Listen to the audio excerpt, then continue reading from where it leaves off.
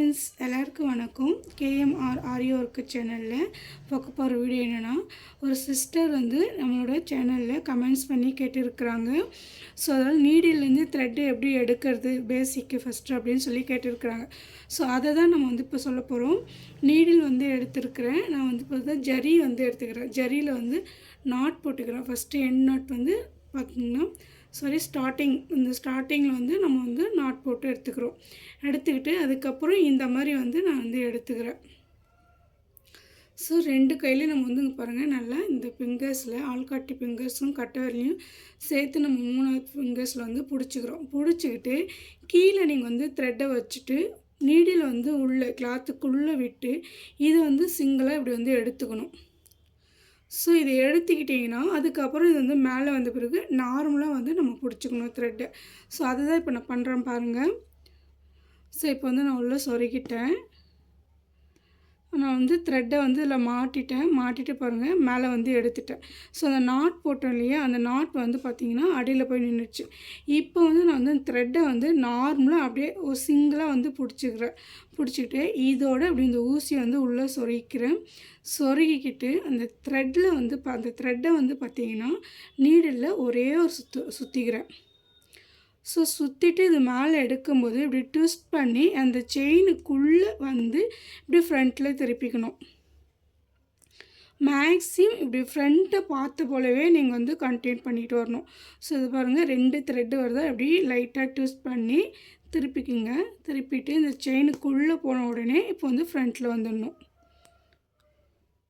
So இது பாருங்கள், நம்ம வந்து இப்போ 3வது ஸ்டிச்சஸ் போட போகிறோம் செயின்.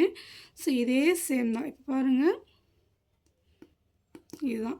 ஸோ இதை வந்து நம்ம வந்து ப்ராக்டிஸ் இருக்கிறவங்க குட்டி குட்டியாக கூட போடுங்க. இல்லை எனக்கு ப்ராக்டிஸ் ஆகணுன்னா கொஞ்சம் பெருசாக போட்டுக்கலாம். ஸோ இந்த மாதிரி இதை வந்து ரொம்ப ஈஸியாக அப்படி வந்து மேக்ஸிமம் இப்படி ஃப்ரண்ட்டை பார்த்த போலவே திருப்புங்க. ஊசியை வந்து இப்படியும் அப்படியும் வந்து சொருகாதுங்க. இப்படி நேராக வச்சு சொருகுங்க. ஊசியை நேராக உள்ளே அப்படியே சொருகிட்டு த்ரெட்டை வந்து ஒரே ஒரு சுற்றி இப்படி மேலே எடுத்து இந்த செயினை உள்ளே போயிட்டு அப்படியே ஃப்ரண்ட்டை கொண்டு வந்துடுங்க. ஸோ இப்படி தான் நமக்கு வந்து எப்போதும் இதை வந்து நேராகவே தெரியுது பார்த்திங்கன்னா, இந்த ஹுக் மாதிரி ஹுக்கு வந்து நேராக போகணும். ஸோ இந்த மாதிரி நேராக பார்த்துட்டு போனோம்னா நேராகவும் சொருகிட்டிங்கன்னா கீழே அந்த த்ரெட்டு வந்து அந்த நீடிலில் அப்படி நம்ம சுற்றும் போது ஈஸியாக நமக்கு வந்து வந்துடும்.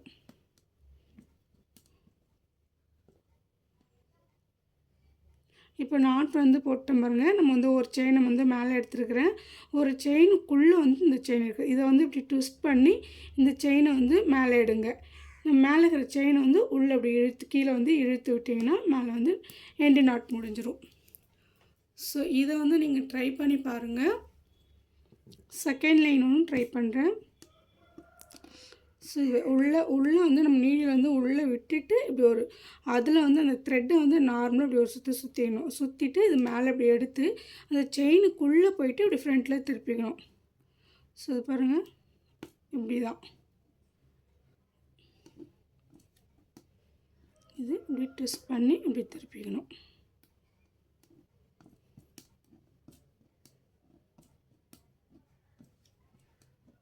ஸோ இதை நீங்கள் ட்ரை பண்ணி பார்த்துட்டு உங்களுக்கு எப்படி வந்துச்சுன்னு சொல்லிட்டு எனக்கு கமெண்ட்ஸ் பண்ணுங்கள். வராதுங்க மறுபடியும் கேளுங்க வேணுன்னா.